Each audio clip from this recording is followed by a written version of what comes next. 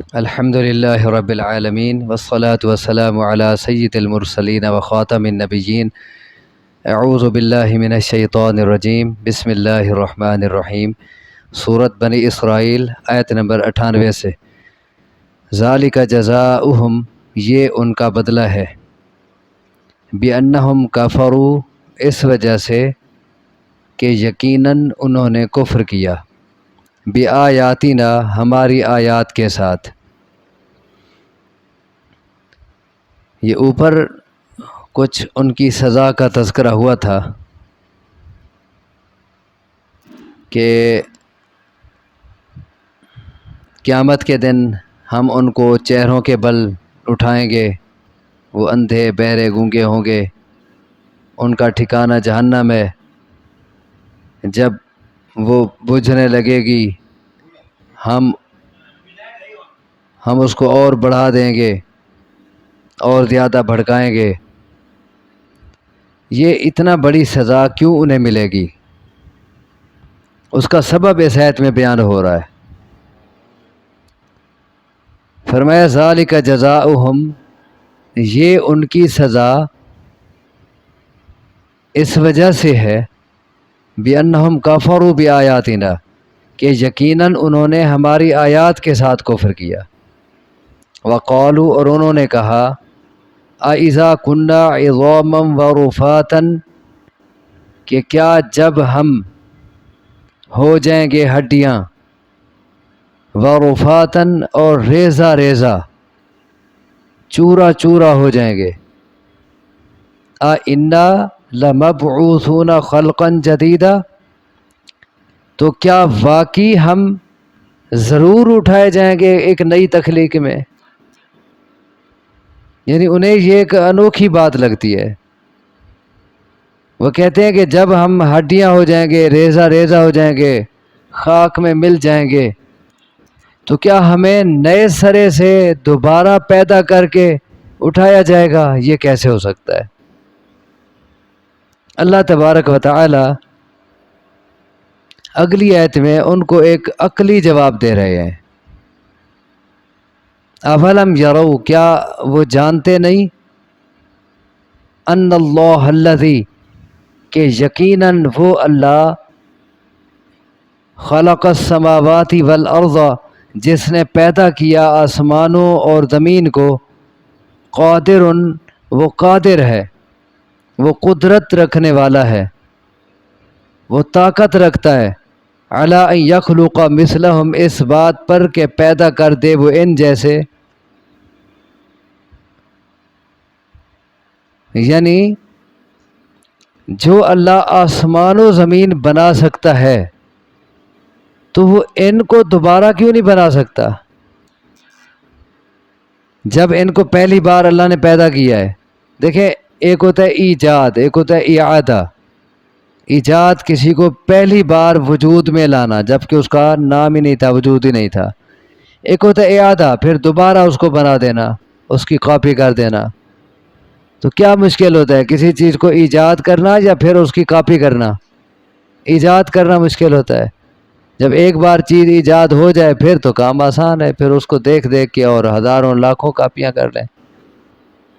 تو جب پہلی بار اللہ نے پیدا کر دیا ان کو تو دوبارہ ان کو کیوں نہیں بنا سکتا؟ اچھا پھر یہ ہے کیا؟ یہ یہاں لفظ بولا گیا ہے ان یخلق مثلہم، جس اللہ نے آسمان و زمین کو پیدا کیا وہ اس بات پر قادر ہے کہ ان جیسے بنا دے۔ حالانکہ ہونا کیا چاہیے تھا کہ وہ اس بات پر قادر ہے کہ ان کو دوبارہ بنا دے، لیکن فرمایا ان جیسوں کو بنا دے۔ اس کا کیا مطلب ہے؟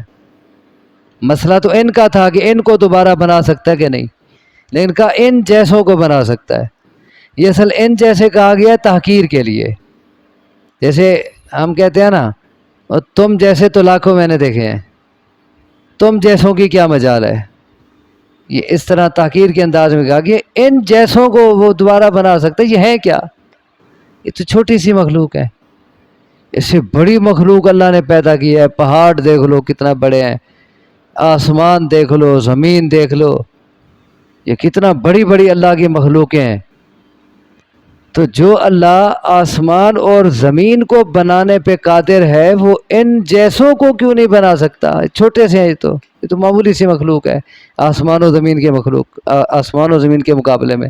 جیسے اور جگہ کہا گیا ہے انتم اشد خلقا ام السماء بناہا، کیا تمہیں پیدا کرنا زیادہ مشکل ہے یا آسمانوں کو پیدا کرنا زیادہ مشکل ہے؟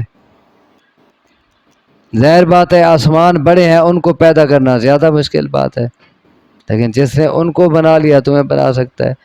اسی طرح اور جگہ کہا گیا ہے لَخَلْقُ السَّمَاوَاتِ وَالْأَرْضِ أَكْبَرُ مِنْ خَلْقِ النَّاسِ، کہ آسمان و زمین کو پیدا کرنا یہ انسانوں کو پیدا کرنے سے زیادہ بڑی بات ہے. تو جس نے آسمان و زمین کو بنا دیا یہ کیا ہوتے ہیں، ان کو کیوں نہیں بنا سکتا؟ تو فرمایا کیا جانتے نہیں وہ کہ بے شک وہ اللہ جس نے آسمان و زمین کو پیدا کیا وہ قادر ہے اس بات پر کہ پیدا کر دے ان جیسے. وَجَعَلَ لَهُمْ أَجَلًا لَا رَيْبَ فِيهِ، اور بنائی ہے اس نے ان کے لیے ایک میعاد، اجلن کا نا میعاد، وقت مقرر اس نے بنایا ہے جس میں کوئی شک نہیں ہے. لا ریب فی، اس سے مراد موت بھی ہو سکتی ہے قیامت بھی. اس نے ان کے لیے ایک وقت مقرر کیا جس کے پورا ہونے میں، جس کے آنے میں کوئی شک نہیں ہے، یعنی موت یا قیامت. لیکن اس کے باوجود یہ عقلی دلیل کتنا واضح تھی ہر بندہ سمجھ سکتا ہے، لیکن اس کے باوجود فَأَبَى الظَّالِمُونَ إِلَّا كُفُورًا، پس انکار کیا ظالموں نے سوائے کفر کرنے کے. کفر سے انکار نہیں کیا، کفر کیا، باقی ہر چیز کو ماننے سے انکار کر دیا اتنا بڑی وزنی دلیل کے بعد بھی. قُل لَوْ أَنْتُمْ تَمْلِكُونَ خَزَائِنَ رَحْمَةِ رَبِّي، آپ کہیں اگر تم مالک ہوتے، لو انتم تملکون، اگر تم مالک ہوتے کس چیز کے؟ خزائن رحمت ربی، میرے رب کی رحمت کے خزانوں کے. اذا لامسکتم، تو اس وقت ضرور روک لیتے تم، خشیت الانفاق، خرچ ہو جانے کے ڈر سے. اگر رب کی رحمت کے خزانوں کے مالک تم بن جاتے تو تم اس لیے روک لیتے، خرچ نہ کرتے کہ یہ تو ختم ہو جائے گا. اور کیوں ایسا؟ وَكَانَ الْإِنسَانُ قَتُورًا، اور ہے انسان بڑا کنجوس، انسان بڑا تنگ دل ہے. اسی لیے اگر انسان کو رب کی رحمت کے خزانے بھی مل جائیں جو بے انتہا ہیں، رب کی رحمت کے خزانے آپ بار بار سنتے ہیں کہ اگر پوری کائنات اکٹھی ہو جائے، انسان جن جو زندہ ہیں یا جو مر گئے وہ آ جائیں، جو آئندہ ہیں وہ اکٹھے ہو جائیں، سارے ایک میدان میں جمع ہو کے اپنی اپنی خواہش مطابق مانگنا شروع کرتے ہیں جو دل میں آئے، اور اللہ سب کو خواہش مطابق دے دے. اللہ کے خزانوں میں اتنا بھی کمی نہیں آئے گی جتنا سمندر میں سوئی ڈبو کے نکال لو، اس کے خزانے اتنا وسیع ہیں. اور انسان کی تنگ دلی اور اس کی کنجوسی کا جو فطری ایک طبعی کنجوسی ہوتی ہے، اس کا حال یہ ہے کہ اگر اللہ کی رحمت کے سارے خزانے انسان کو دے دیے جائیں یہ تب بھی خرچ نہیں کرے گا، یہ تو ختم ہو جائے گا، اس کے دل میں پھر بھی یہ بات آئے گی. ایک اور جگہ اسی بات کو یوں کہا گیا، پیچھے پڑ چکے ہیں سورۃ النساء میں، ام لہم نصیب من الملک، کیا ان کا اللہ کی بادشاہت میں کچھ حصہ ہے؟ فَإِذَا لَا يُؤْتُونَ النَّاسَ نَقِيرًا، اگر واقعی ایسا ہوتا کہ ان کا حصہ ہوتا تو یہ تو لوگوں کو کھجور کی گٹھلی کے سوراخ برابر بھی نہ دیتے. وہ کھجور کی گٹھلی کے پیچھے ایک چھوٹا سا نقطہ ہوتا ہے، اسے نقیر کہتے ہیں، یہ اتنا بھی لوگوں کو نہ دیتے. یہاں اصل بات ہو رہی ہے رب کی رحمت سے بنیادی طور پر یہاں کیا مراد ہے؟ یہاں مراد ہے نبوت. نبوت رب کی رحمت ہے بہت بڑی.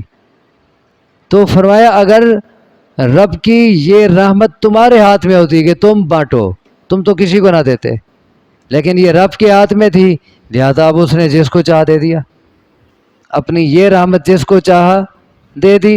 نبی صلی اللہ علیہ وسلم کو رحمت دے دی اپنی نبوت والی، بنیادی تو یہ معنی ہے۔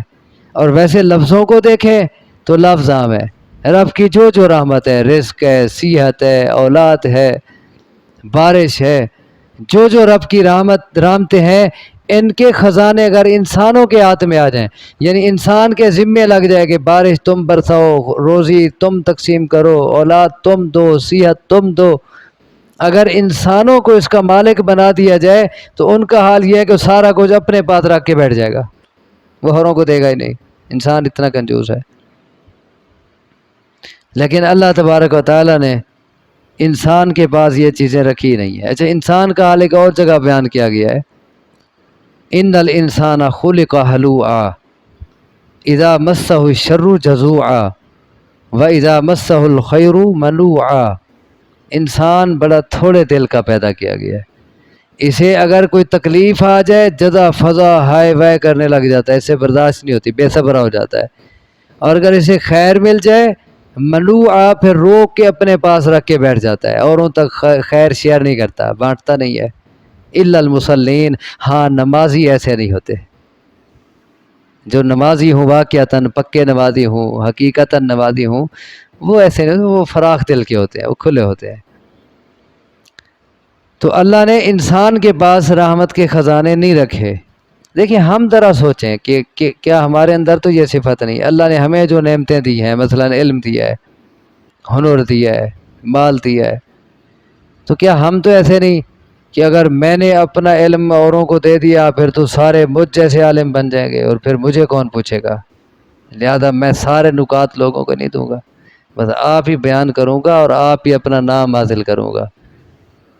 یا مجھے اللہ نے جو ہنر دیا ہے اگر میں یہ اوروں کے ہاتھ میں دے دوں پھر میرا کام تو ٹھپ ہو جائے گا، لہذا بس میں ہی اس انداز سے کماتا رہوں گا، اوروں کو میں یہ راہ دیتا ہی نہیں۔ یہ کیا ہے؟ رب کی رحمت کو روکنے والی بات ہے۔ دیکھیں اگر یہ مال جو ہے، اگر امیر لوگ سارے صرف زکوٰۃ ادا کرنا شروع کر دینا، اللہ کا نظام ایسا ہے، اور کوئی ٹیکس نہیں اضافی اللہ کے نظام میں، اگر سارے امیر لوگ زکوٰۃ پوری ادا کرنے لگ جائیں تو اس روئے زمین پر کوئی غریب نہیں بچے گا۔ اللہ کا نظام ہے کہ زکوٰۃ لو، اللہ کہتا ہے حدیث میں ہے کہ ہر علاقے سے زکوٰۃ لو، امیروں سے لے کے غریبوں کو دے دو، یہ نظام اللہ کا، اس سے غربت ختم ہو جائے گی۔ لیکن آپ کے سامنے ہے کتنا امیر لوگ ہیں جو اپنے مال کی پوری زکوٰۃ ادا کرتے ہیں، معمولی چند فیصد ہوں گے، عشر زکوٰۃ ہے، چند فیصد لوگ پوری زکوٰۃ پورا عشر ادا کرتے ہوں گے، ورنہ اکثر کیا بنے ہوئے ہیں؟ وہی قطور، تنگ دل، بڑے کنجوس، اللہ کا فرضی حق بھی ادا نہیں کرتے۔ فرمایا اگر رب کی رحمت کے خزانے تمہارے ہاتھ میں ہوتے تم خرچ ہو جانے کے ڈر سے روک لیتے، بھی خرچ نہ ہو جائے، سارا ختم نہ ہو جائے، لیکن اللہ نے خزانے اپنے ہاتھ میں رکھے ہیں۔ اور پھر اس کے بارے میں حدیث میں آتا ہے، صحیح بخاری مسلم کی روایت ہے کہ اللہ کا ہاتھ بھرا ہوا ہے، خرچ کرنا اسے کم نہیں کرتا، وہ رات دن پلٹ رہا ہے۔ اور آگے فرمایا کیا تم دیکھتے نہیں کہ جب سے آسمان و زمین بنے ہیں تب سے وہ رات دن خرچ کر رہا ہے، لیکن اس کے باوجود اس کے خزانوں میں کوئی کمی نظر آتی ہے تمہیں؟ کوئی کمی نہیں آئی، اور اس کا ہاتھ بھرا ہی رہتا ہے، اس میں کمی نہیں آتی، جتنا رات دن خرچ کر لے، اور جب سے آسمان و زمین بنے خرچ کر رہا ہے اور آگے کرتا رہے گا، لیکن اس کے خزانوں میں کمی نہیں آتی، اس کا ہاتھ بھرا ہی رہتا ہے۔ اللہ نے اپنے رحمت کے خزانے اپنے ہاتھ میں رکھے ہیں۔ اللہ سے دعا ہے مجھے آپ کو سمجھنے کی، عمل کی توفیق عطا فرمائے۔ اقول قولی ھذا واستغفر اللہ لی ولکم وآخر دعوانا ان الحمد للہ رب العالمین۔